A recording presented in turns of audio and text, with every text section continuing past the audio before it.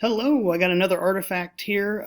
Today we're going to show you a lesson that I just did this week that should hit a couple of the standards, notably 3C, which is engaging students in learning. We should see some student enthusiasm. The kids worked really hard on this. They engaged in high-level student thinking.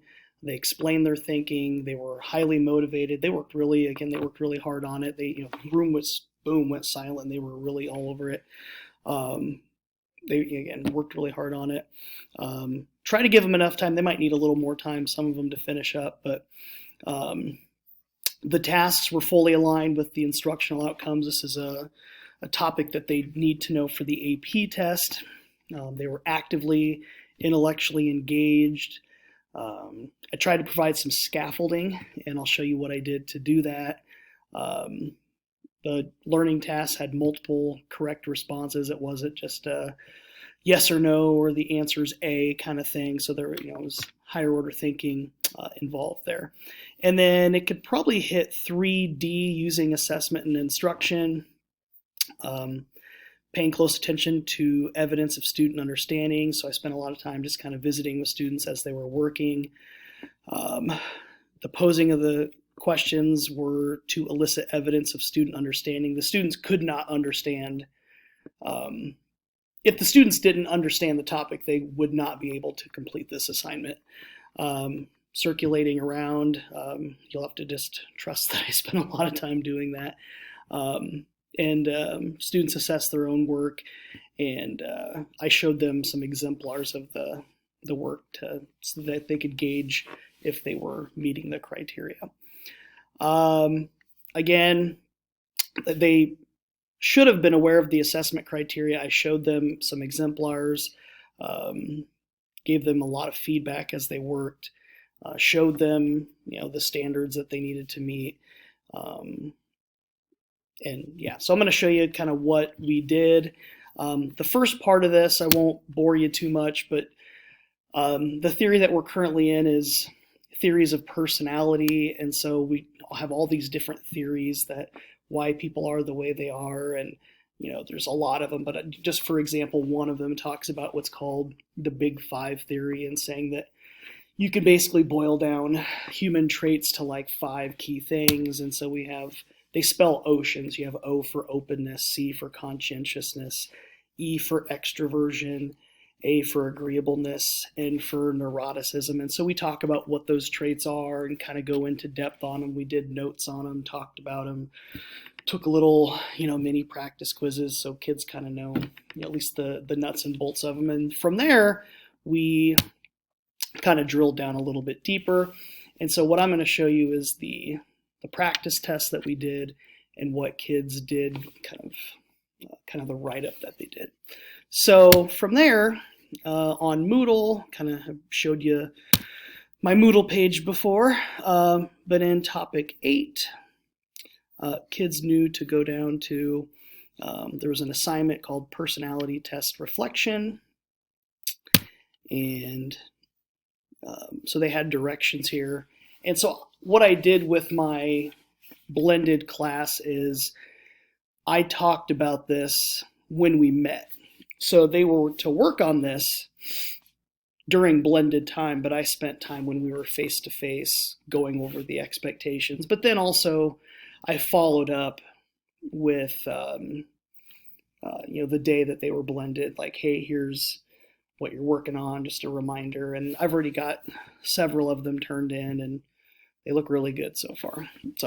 But there's a link to the personality test, and it takes a long time to do. So there's just a bunch of these questions. Here's some statements. I would be quite bored by a visit to an art gallery. Do you strongly disagree, strongly agree? And you just go, you flip through those. And it takes a good 15 minutes.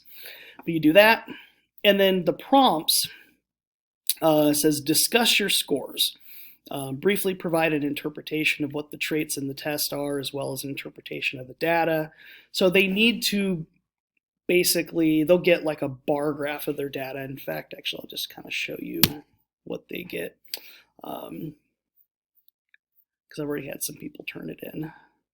And this, Reese here was the first one to turn it in, so I kind of used hers as my exemplar. I had one that I did my own as an exemplar, but I'll use Grace's because I don't have mine up right now. But so this is what the test spit out, this bar graph. And we talked through this of what these traits are. This was in the notes, but then a little bit of instruction on just a little review on percentiles. So what does it mean if you score at the 50th percentile, 90th percentile, that kind of thing. And so we're practicing this skill in AP Psych because more and more they're emphasizing making sure kids know how to read graphs and charts and those kind of things. And most kids know how to do it, but just making sure that they can do it. And so part of the assignment was asking kids to make sure that they could interpret this data. So this is how you scored on the test. What does that mean? So if you scored at the 10th percentile on honesty, humility, what does that mean? And so I asked kids to interpret that.